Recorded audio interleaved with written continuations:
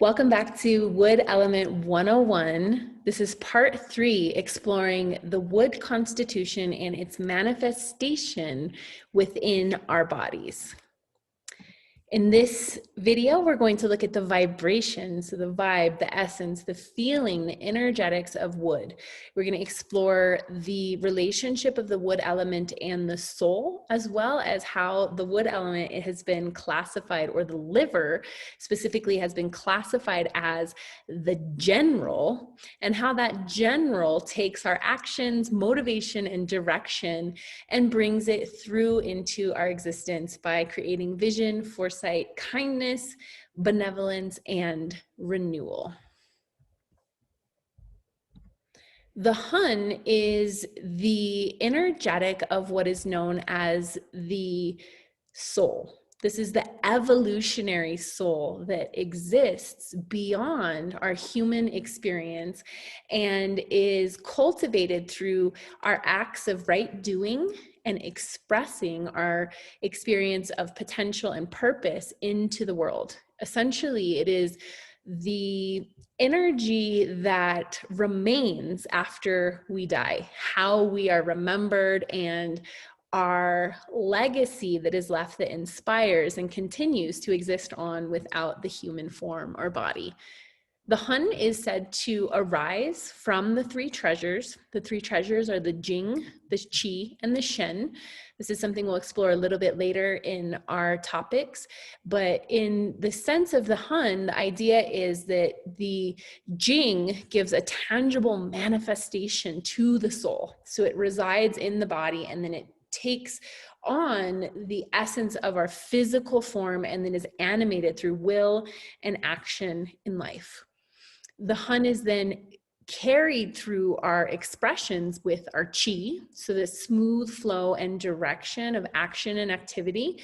And then the Shen allows it to essentially become a creative spark that manifests through the things that we bring to the world and our gifts. The Hun is responsible for the capacity of us to rise towards the highest heaven within. So this ability to live in harmony and have peace and full expression of a heavenly state of existence relies on the Hun.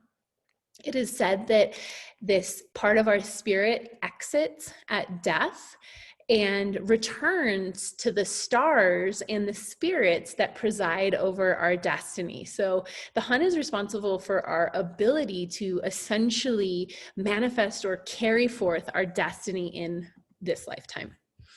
The Hun helps us have clear purpose in life and to know our path.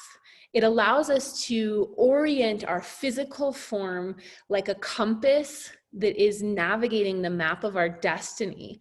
So it helps us to essentially express our full potential through our body. It is said that in the day, it resides in the eyes and gives us the capacity to have vision and direction. So knowing where we're going and having a vision for our lives. So this is the theme at this time of year, is really renewing a connection to this part of our soul and assuring that that vision is manifested through our waking hours and the way we use our energy. In the night, it is said that it anchors to the liver to organize our dreams and vision to bring them into reality during the daytime. It is also closely related to the sleep cycles and is said to modulate sleep and wakefulness. Again, it resides in the liver and requires a healthy liver to remain and maintain its balance in the body. So it's very sensitive to anger, drugs, alcohol abuse. All of these things that can damage the liver will also damage the ability for the Hun to have a safe home within the liver and can cause spiritual disruptions in our ability to carry through purpose in our pathways. Psychologically, it is also very sensitive to early childhood trauma and any lack of support. So when we think about this sprouting energy of spring energy, we think about the youth and the beginning of life. When that beginning of life is not nourished, it can damage the course or the potential of how our destiny gets to be carried out. So this is why therapies that address trauma, that look at childhood patterns and help us reevaluate some of the damage that may have been done from lack of support in our childhood, will help actually restore spiritual value and connection within our life. The Hun is also related to what we would call our heavenly nature. So again, it modulates dreams, visions, projects, creativity, all of our ideas being able to be organized and manifested through our actions. It is responsible for us living a conscious and effective life. So when the Hun is intact and balanced, we can be the best and express the fullness of our potential in life. This is an acupuncture point called Hunmin. It is called the gate of the ethereal soul. So this is the back of the body. If you find yourself connecting to this point just below the inferior angle of the scapula, so you can see it here, it drops below in between the ribs.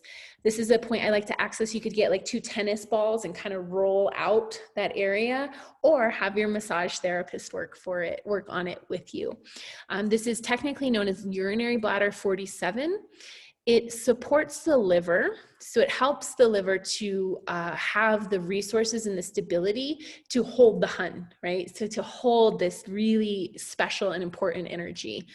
This point helps to clear stagnation and also will activate and essentially resurrect our spirit or our purpose. So this is a really great point to play with this week as we get into the essence or the vibration of the wood element and we start to wake up potential and purpose.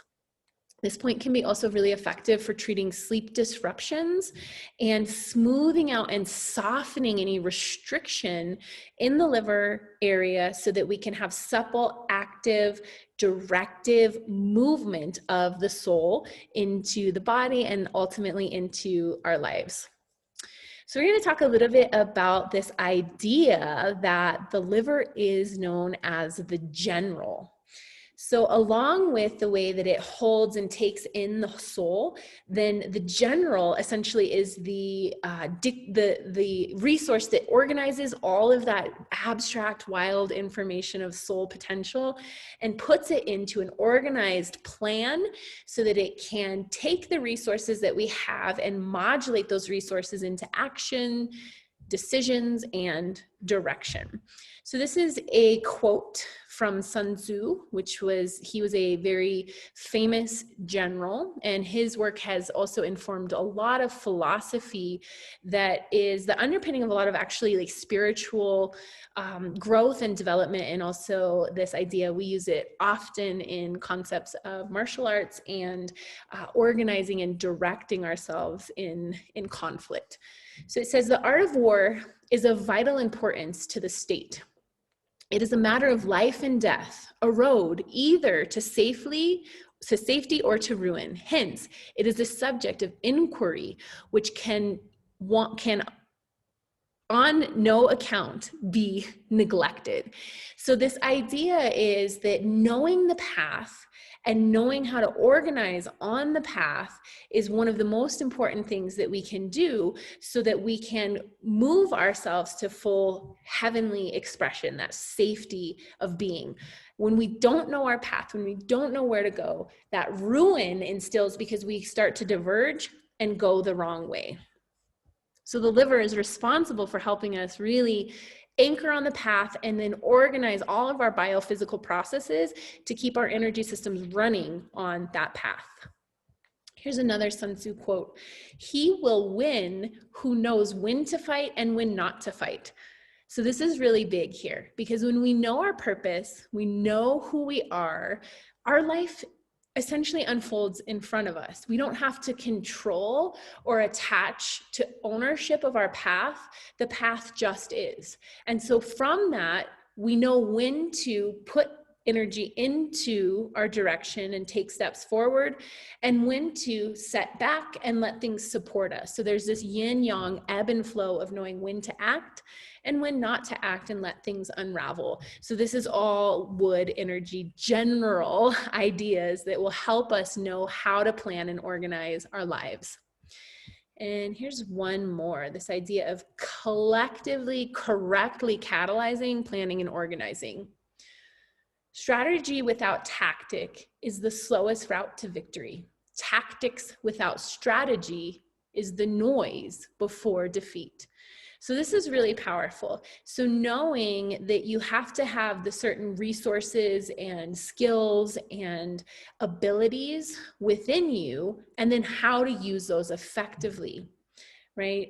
And then also knowing that even if you don't use things effectively, you don't know when to act, how to act, or the timing of things, then no matter how sharp your swords are, your tactics won't work. So this is that idea of cultivating and knowing who you are, what your resources are, what your strengths are, your skills are, and then the timing of how to implement and expand those into action.